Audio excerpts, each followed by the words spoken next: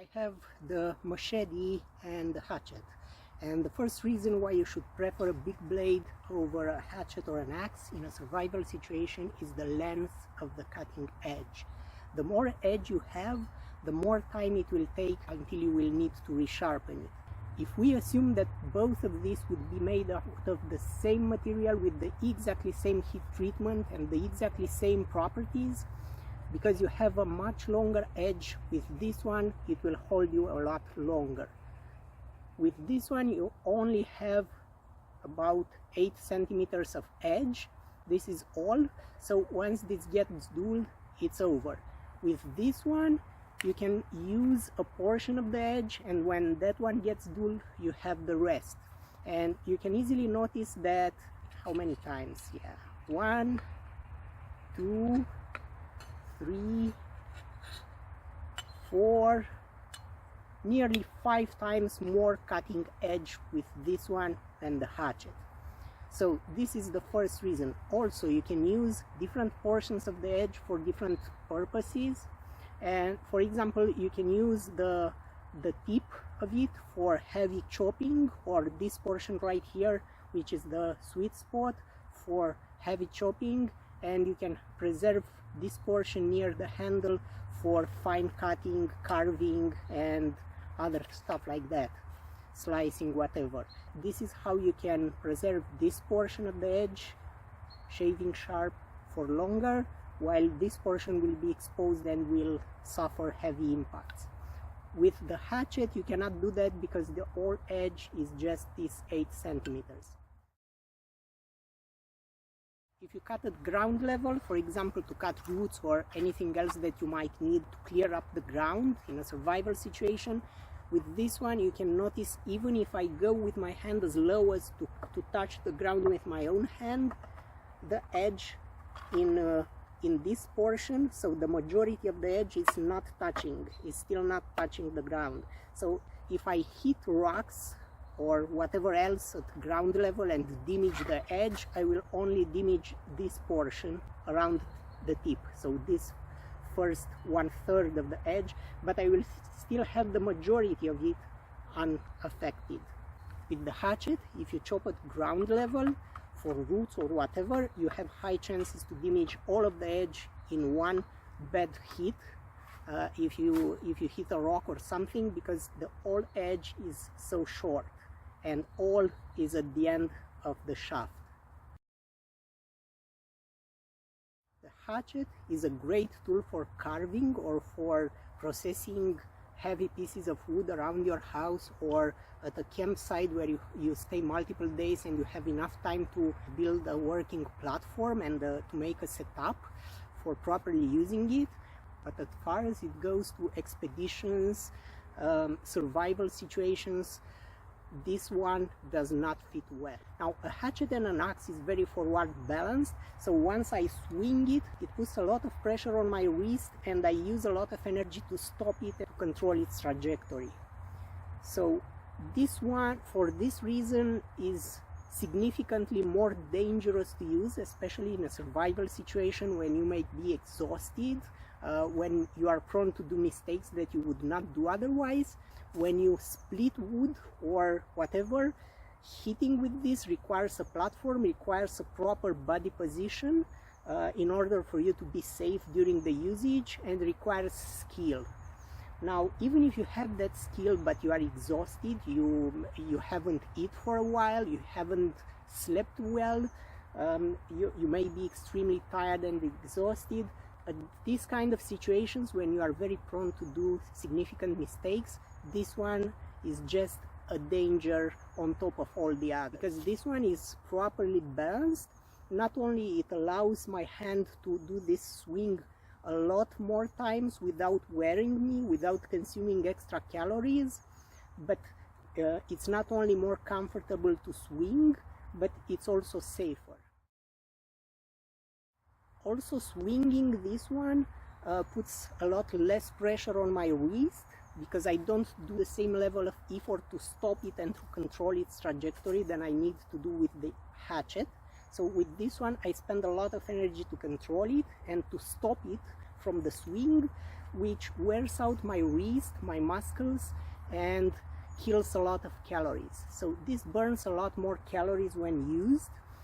Calories that around the house or a stable campsite you can cover by eating more, but in a survival situation, affording quality food and eating a lot more, it's not feasible in most of the cases. So this is another reason to prefer a big blade over a hatchet. When I swing it in a circular motion, the portion that is closer, as I go closer and closer to my handle, I have more power and less velocity. As I go closer to the tip, I have more velocity and less power. I do the same movement, but this portion has power and not velocity. This one has velocity and less power. Okay? Because in the same amount of time, the tip traverses a longer trajectory than the base. It has more velocity, less power. So this offers me a lot more versatility, and with a big blade I'm able to use the tip for flexible branches which are not sustained, okay? And I can use the middle section for chopping heavy wood and supported branches. With the hatchet, it's nearly impossible to chop unsupported flexible branches. It only works for supported branches which are stable and for massive big chunks of wood. Let's try it. I have some dead branch in here, so let's see how the hatchet does. As I go to a significantly thicker piece of branch which is flexible, as you see, this doesn't work anymore. It doesn't work, okay? Now let's try the same thing with the big blade. Okay?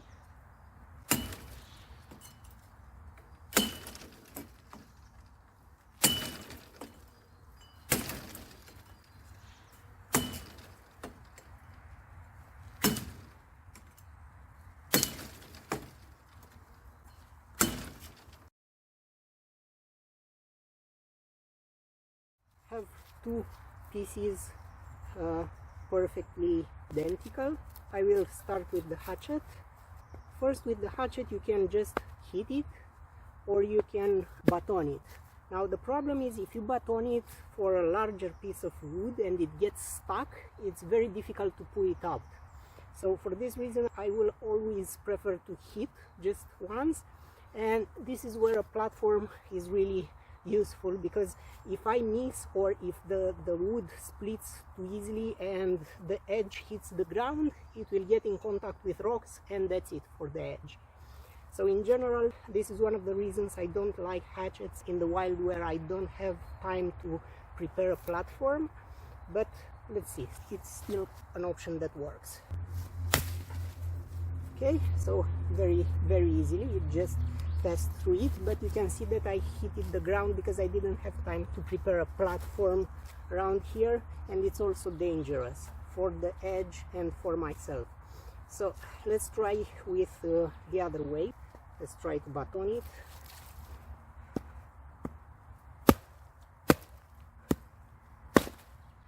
Okay, went very well, very easy as well. Okay, now let's do the same with the machete. With a big blade I will never try to hit because it's not gonna pass through it. I will always do the batoning thing. And the advantage with this is, if I try to split a bigger chunk of wood and it gets stuck, it's long enough to have the tip out, so I can just hit this tip from all directions and pull it out if needed. As you see here, because the blade is thin, it takes a little more effort to pass all the way through it, but it works. And the batoning thing, it is much safer with this than it is with the hatchet. With the hatchet, as I explained already, If you hit the ground, you damage the entire edge. With this one, even if it passes through this and hits the ground, you will damage only this portion of the edge near the tip, but the rest of it still remains sharp.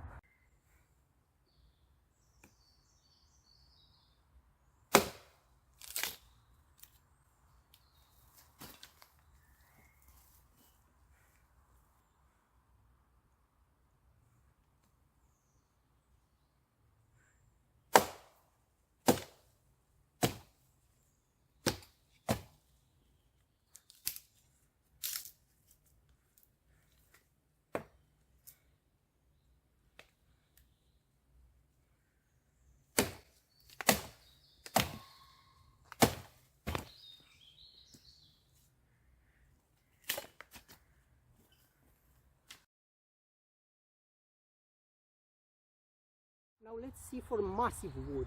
We have a dead tree down here, dead but very sturdy. So let's try with the hatchet first.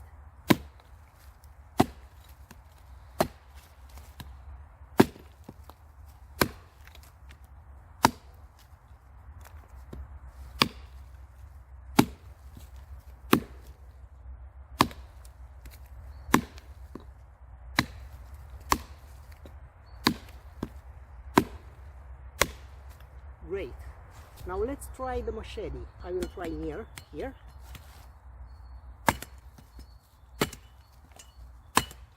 As I mentioned, I will use the middle portion, so not the tip, because this has more velocity, less power, so I need more power. Let's do this.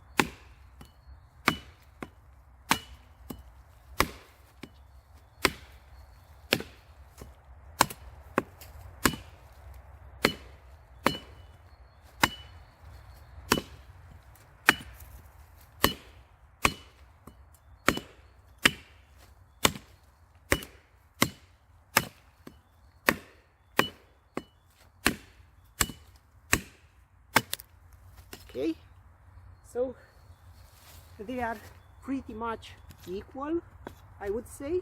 The hatchet has a slight advantage in the fact that being more rigid, once I insert it, I can actually try to break the chunk.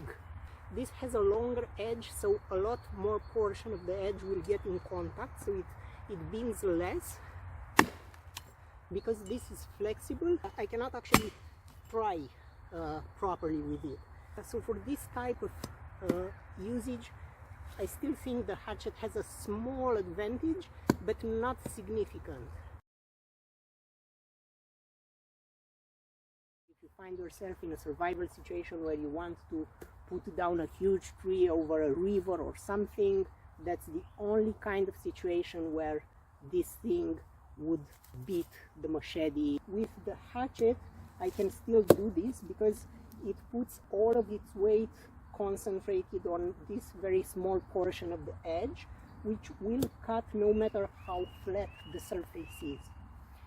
Well, with the machete, this doesn't apply because due to the huge diameter of the tree, the impact is nearly flat. So the surface of the tree is nearly flat on this, and all of the power of the blow distributes over the entire length of the edge, which puts a lot less pressure on each particle or fiber, which makes it very difficult to nearly impossible to do it. So in practice, it's really impossible to put down this tree with this tool. It's not impossible with the hatchet. It may require 1 or 2 days of full work and a lot of calories burned, but fiber by fiber, you can still do it.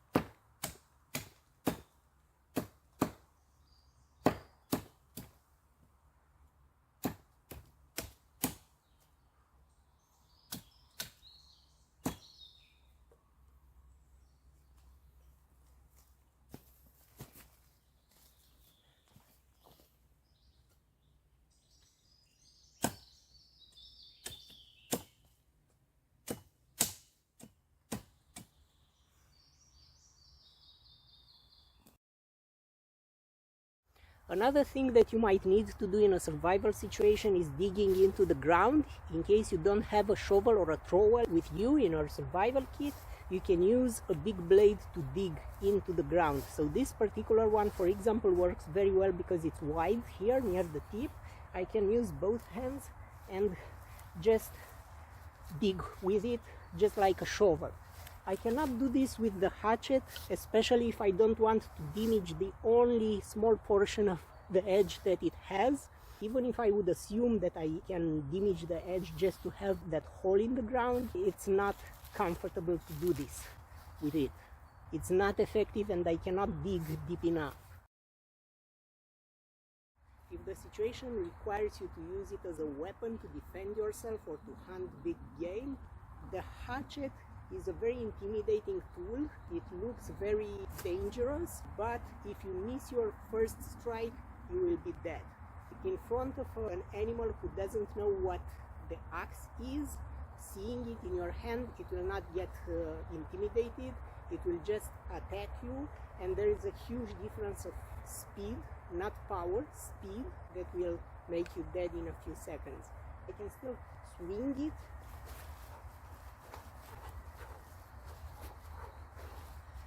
You see, it looks speedy, but it's not. And once I hit, if that blow is not deadly, it's over. I cannot pierce with it. I cannot stab deep enough to hit the vital organs. And just with a circular blow, it doesn't work. If I do the same thing with the machete or whatever big blade, because of the different balance of this, I can do this more relaxed and much faster. And I can also stab. The hunting animals usually get close, get around you, are trying to set up their attack, and that's where you normally want to stab. You can use a random object to put in front of it. Once it bites this, you can stab with your big blade. Historically, there is only one scenario when axes and warhammers were preferred over spades or other big blades, and that is when the opponents were wearing heavy armor.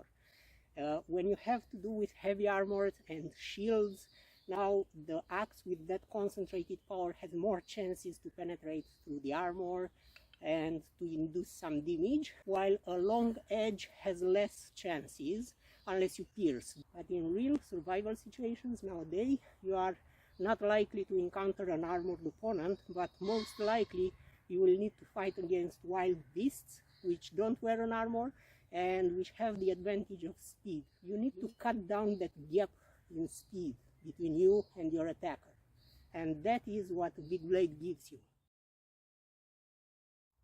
Next factor is precision.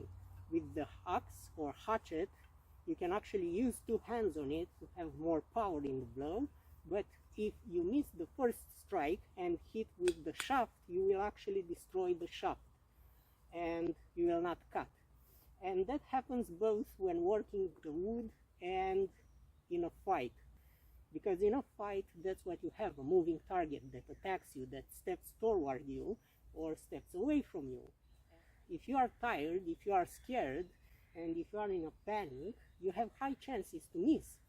And with an axe, I already showed you, you have 4 or 5 times less edge. You will do some damage only if you catch it with that small edge. If you go too soon or too late, you will actually miss with that small edge. And that is a stress factor. It may also get stuck into the target. You will actually hit behind and then this stucks. It doesn't slide so that you can come quick with the next one.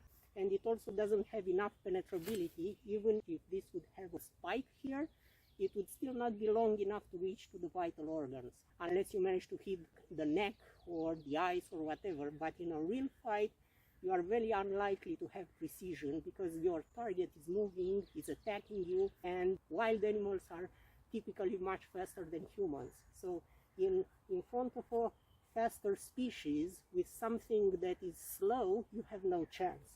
You need something that allows you to be fast and to don't really care about precision.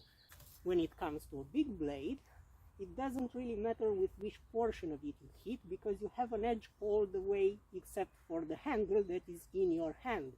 So it doesn't matter if I hit with the tip or if I catch it with the base, it will still cut, and once cutting it slides and I can come quickly with the next one.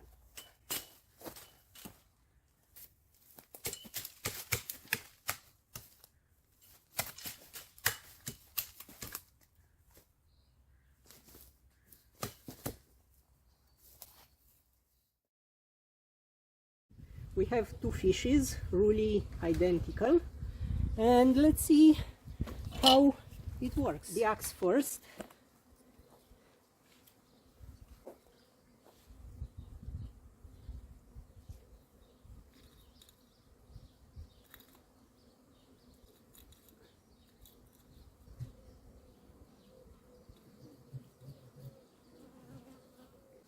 And now this is the first issue.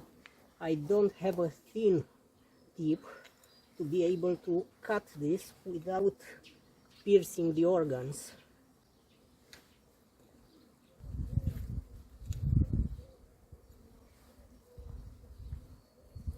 Okay, actually it worked, just not perfectly.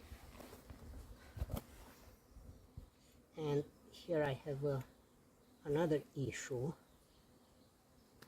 saying the lacking a thin tip is really a mess.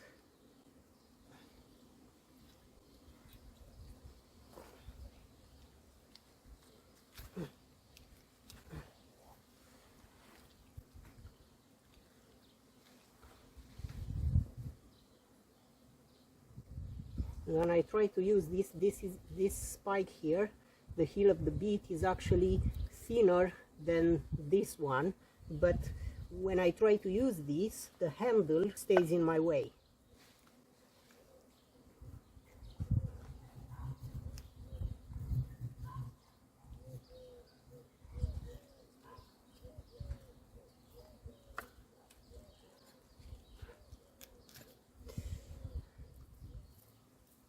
So it worked, but not perfectly, and again using this small edge will actually dull it when I'm doing this.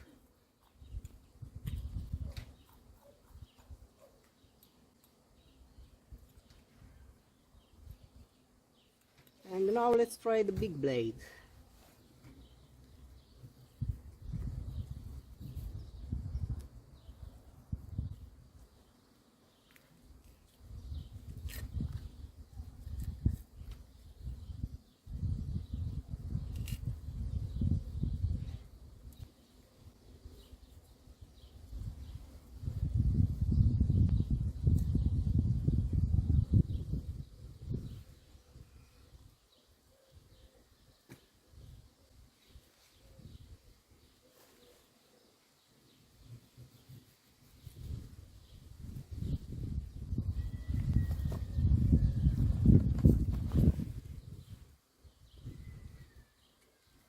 So now, even if this tip is very wide, it's still much more comfortable for this type of application than the axe.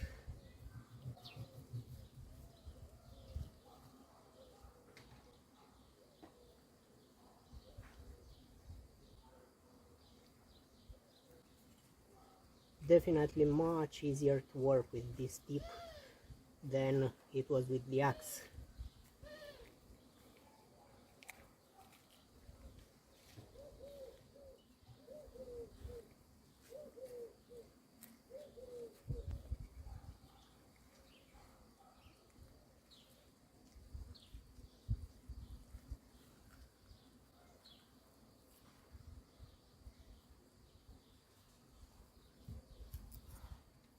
And I can peel it with the back of the blade so that I don't dull my edge, and at the same time it's not dangerous for myself, because if I do a mistake here I won't cut myself.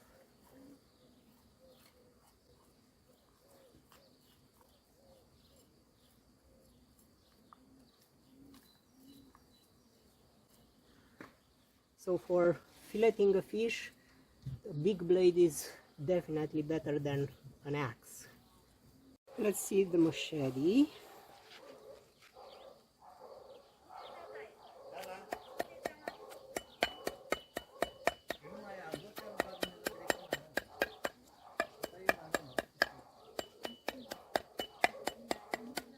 Keep it always in contact with your hand, because otherwise you risk of hitting the finger.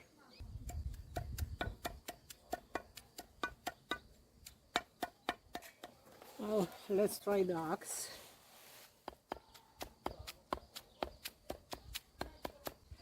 So for this test, they look pretty equal. Both are very comfortable, very easy to use in this type of job. Suppose that I've stolen a watermelon from a field somewhere and I need to eat it so that I can survive. Let's try with the axe first.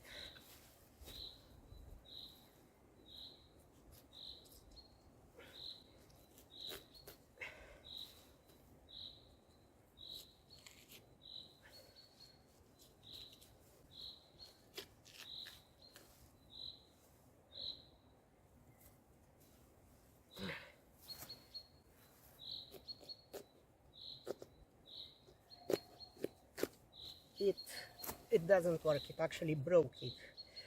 And because it is thick and it's a good splitter, that's what it does to your food, it splits it. No, impossible. I will completely ruin the melon if I continue, and also I cannot control the direction of the cut. It just splits it, it breaks it.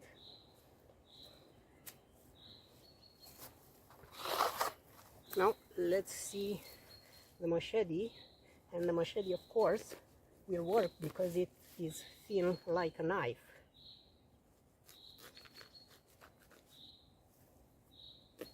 So I will continue with this, and you can see how fine it cuts.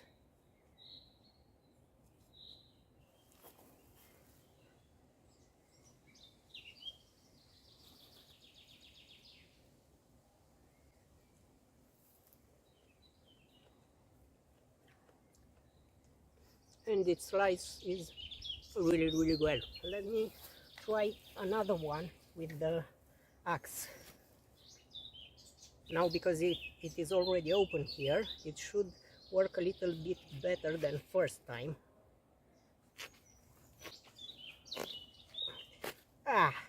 No, it doesn't. You can clearly see that it breaks it. I'm sorry, so the axe doesn't work for this kind of stuff. Now let's see how do they work peeling some carrots.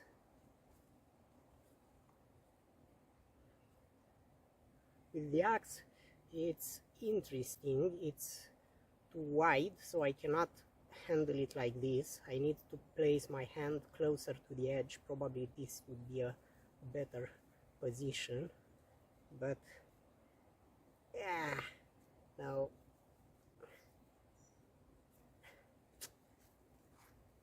it's very difficult.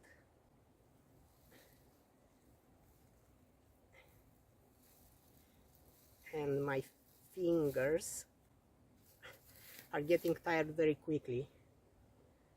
And it is an important task, because in a survival situation, if you get roots or anything from the ground, you don't want to risk to ingest worm eggs and other parasites. So you want to peel every kind of root and wash it before you eat.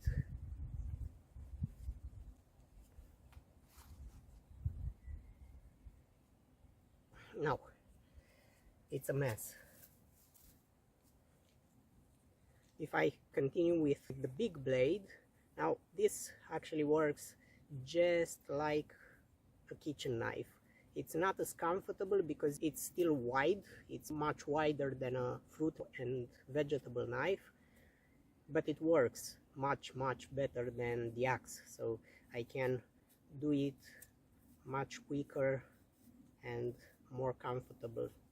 without exhausting my fingers after the first two moves.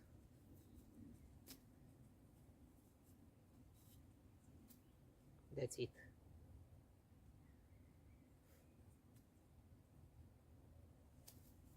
And if you get other type of roots, I have some carrots here as well.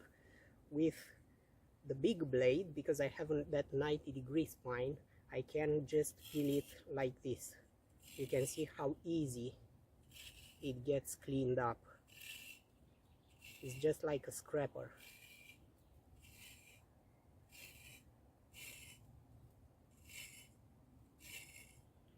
With the back of the blade.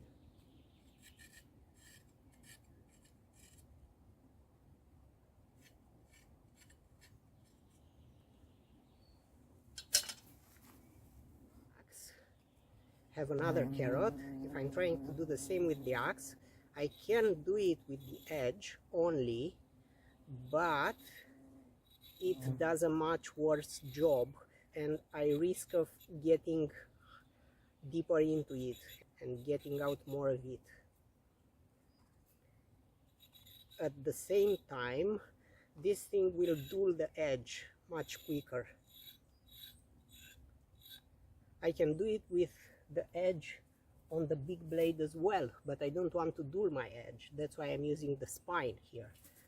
On the axe, I don't have a sharp spine here, so this thing doesn't really work.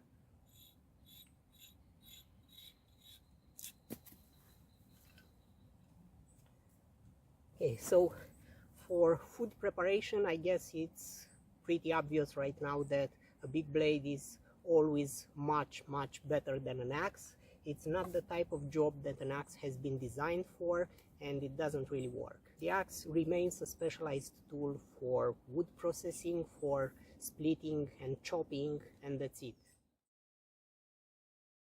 With the machete, you can scrape the wood to make some tinder, and you have 90-degree relatively sharp edges right here, so you can do this, shave a little bit, and this is how you make very good tinder from dry wood.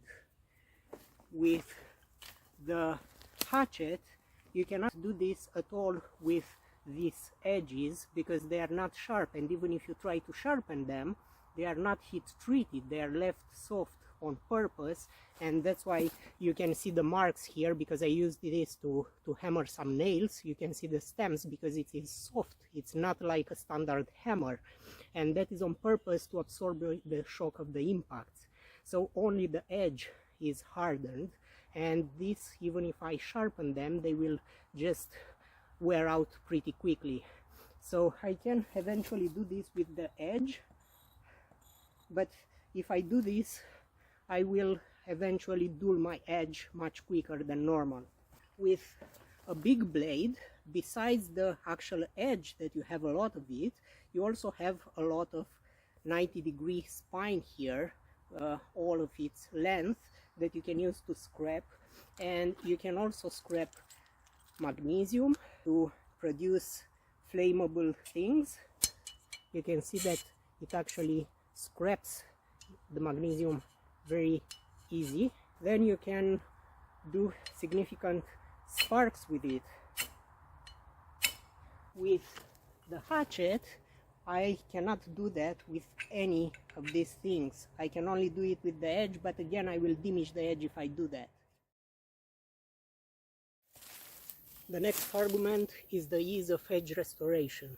Assuming that I damage the edge of my tool by misadventure in the wild, how much time does it take for me to restore it in the wilderness without having the electrically powered equipment? So I have a rock here, and let's do this.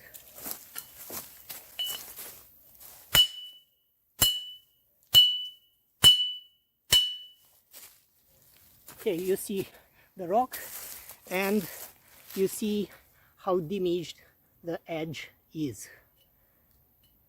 It's totally messed.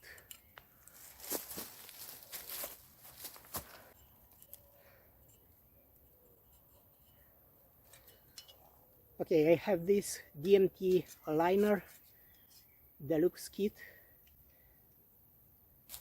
And now just move this onto the edge.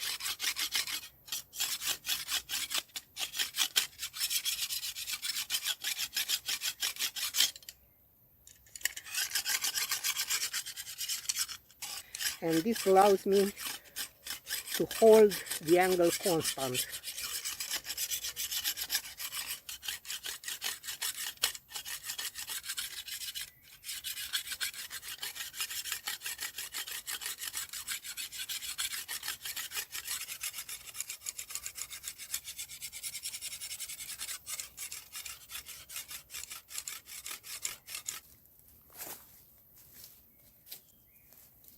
And now you can see that exact portion can cut again.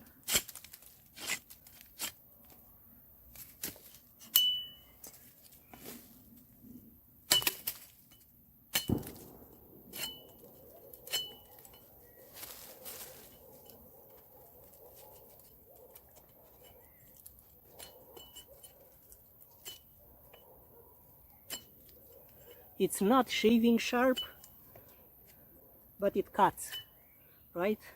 Just after 2 minutes or how much it took, I have a usable edge again. And this DMT along with the diamonded stone is just like this. It's just a small. I can just carry this with me all over the place in the wild along with the blade.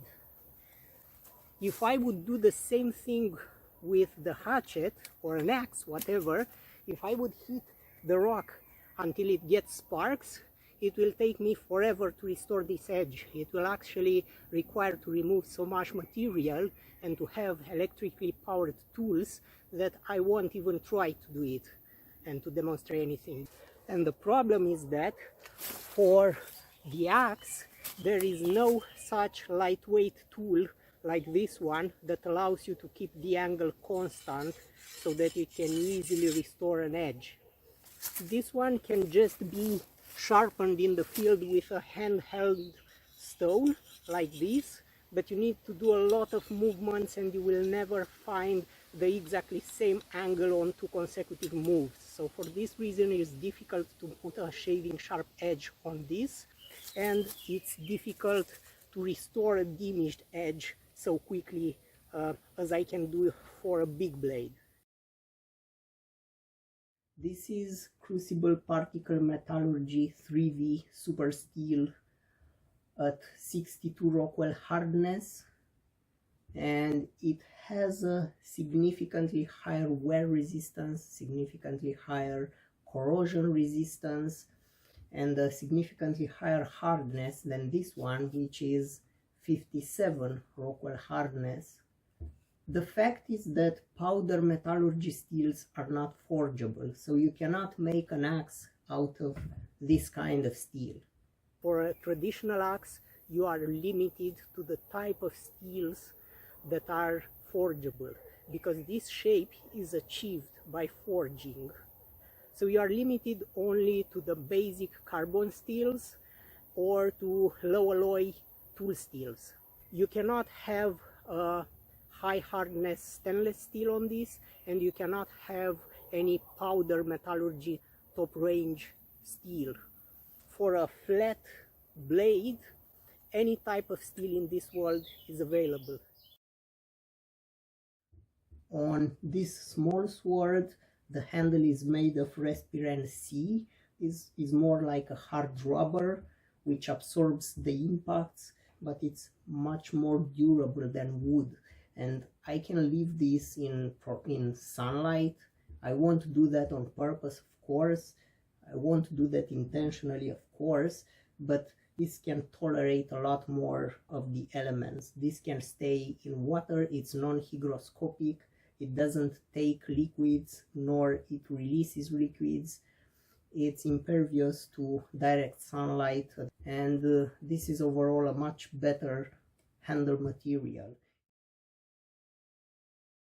Comes with an unlimited lifetime warranty that includes any and all unintentional major damage for the life of the knife and not only for the first owner, while the axes that you can find in the market, this particular one had a 20 years warranty, and I think that is the maximum you can get on a good axe. Also, that warranty doesn't cover unintentional use if it's diminished by misuse. For example, if you do stupid things with it, even if they are unintentional, you will not be covered against that. If you miss the target and hit with the handle, if you damage the back of the blade, if you hit rocks with it and destroy it, in this kind of situations, you are not really covered. So user stupidity is not covered by the warranty of this thing, but it is covered for this one. In other words, the manufacturer of this says something like, use it as hard as you can. If you do any kind of mistake, assuming that it was unintentional and you break it or something, we will make you a new one. For the entire length of this video, I have used this machete and this axe for comparison, but this axe is actually not on par with this machete when it comes to weight. So let's see how much they weigh. Let's start with the machete, 402 grams. Now the axe,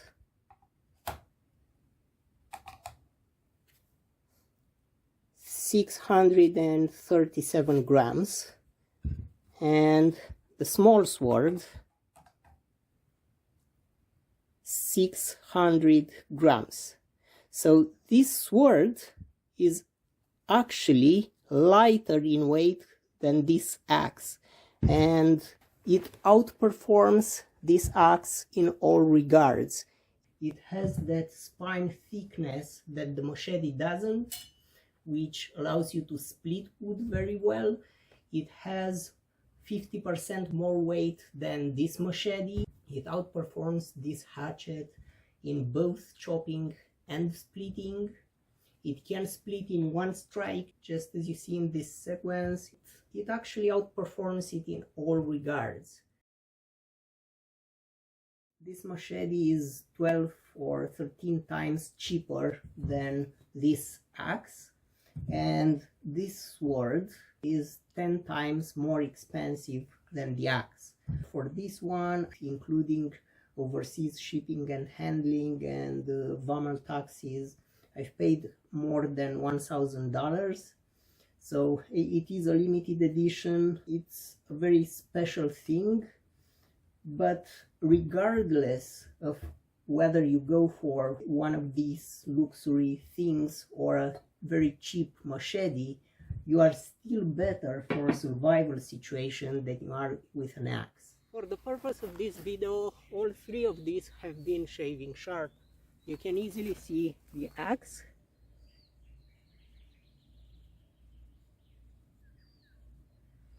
See how it shaves? You can see the machete. Okay.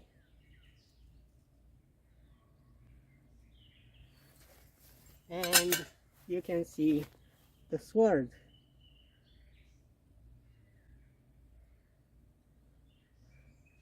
And now my hand needs an ear to put the hair back. You may want to say, okay, but what prevents us from cutting the shape of this hatchet all from a flat band of steel? Well, if you do that, you ruin a lot of the advantages of this tool. And there are in the market a lot of hybrids between knives and axes, and I was the creator of one of them. For example, this tool is my creation. Many years back I intended to launch this in the market. The idea behind this, if you watch it like this, you can notice that it's actually a hatchet.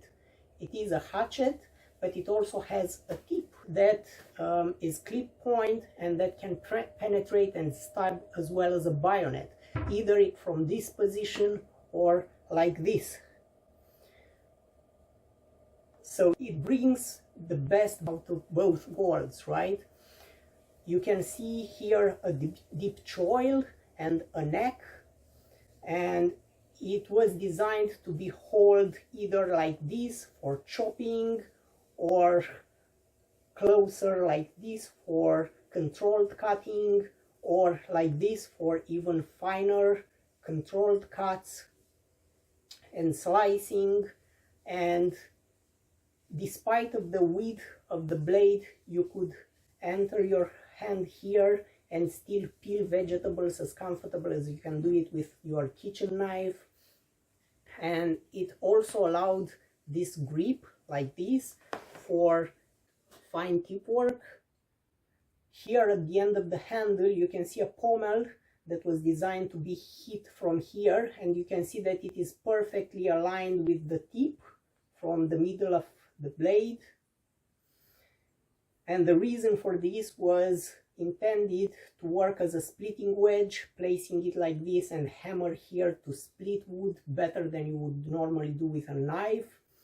And you can also notice that it has a 90-degree spine here to work as a scraper, and it's a little bit rounded here to work for using your palm heel to put pressure. It was intended to also be good for batoning, for hammering this spine. And you can also notice two holes in here, and these were intended for attaching an extra weight to allow more chopping power, and then you could detach it when doing splitting, or if you want to go ultralight, you could let that home and go with it like this. This piece at the end of the handle is borrowed from the machetes, and it is supposed to prevent the hand from sliding during chopping sessions.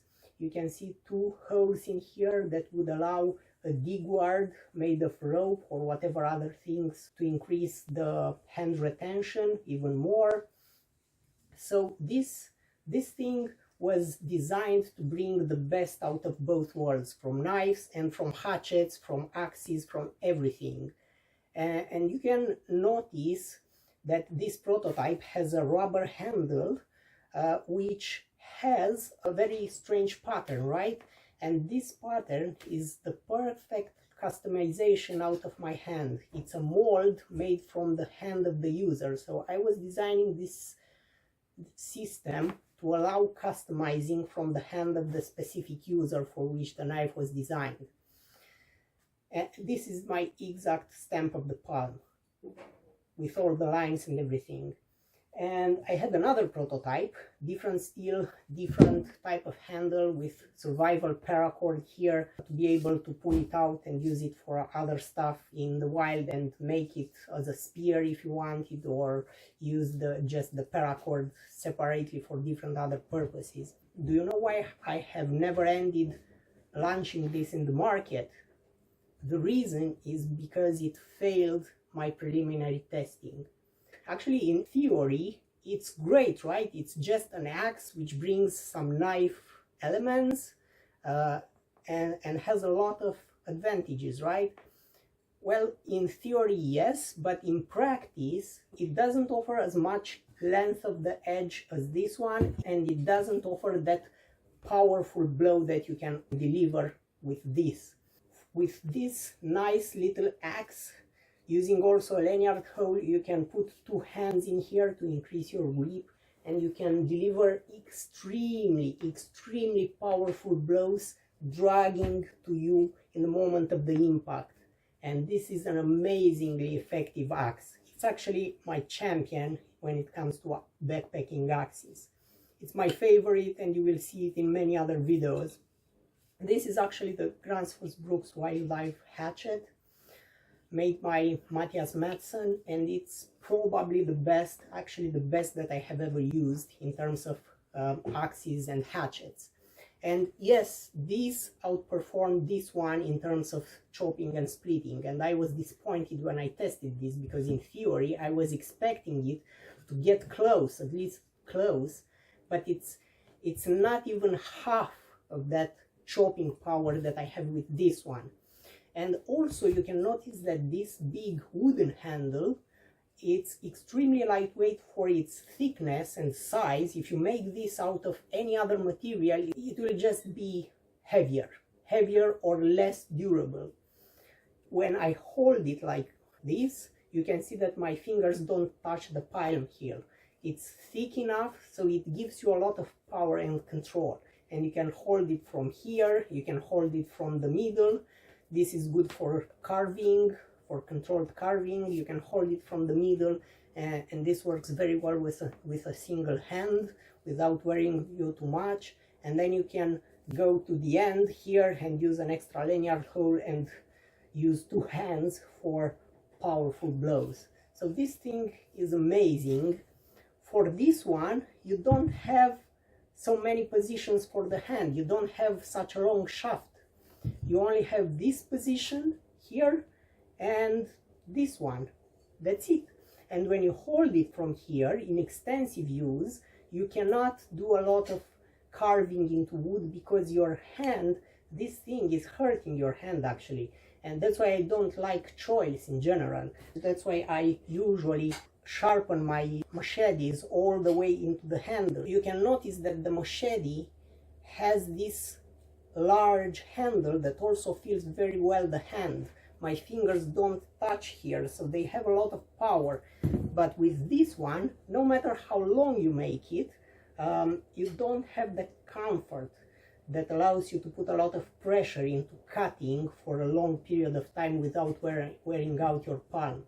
So to make a conclusion here, everything that goes between a knife and a traditional axe will bring you a little bit of both worlds, but at a trade-off. It will just trade off some of the properties of this for some other. And in conclusion, for planned camping trips, outdoor adventure, you can pair an axe with a small knife if you can afford to carry both. But when it comes to survival, if you are limited to one single tool, that should be a big blade.